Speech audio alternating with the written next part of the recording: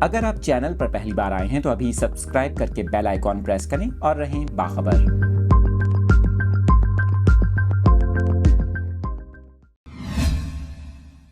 مزید تفصیلات شیئر کر رہے ہیں اپنے ناظرین کے ساتھ۔ افغانستان کی مسجد میں دھماکے سے 15 افراد جاں بحق ہو گئے ہیں۔ انتہائی افسوسناک خبر سامنے آئی ہے، اپنے ناظرین کو اس سے آگاہ کر رہے ہیں۔ افغانستان کے صوبے بدخشاں کی مسجد میں دھماکے سے سابق پولیس کمانڈر سمیت 15 افراد جاں بحق اور 50 کے قریب زخمی ہو گئے ہیں۔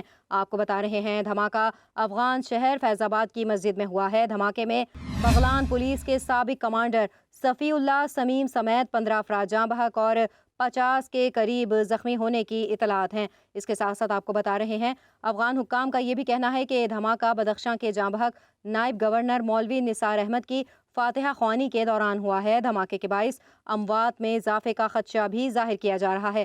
اس کے ساتھ ساتھ آپ کو یہ بھی بتا رہے ہیں بدخشاں کے نائب گورنر منگل کو فیض آباد میں کار بم دھماکے میں جاں بحق ہوئے تھے۔ کار بم دھماکے کی ذمہ داری بھی داعش نے قبول کی تھی۔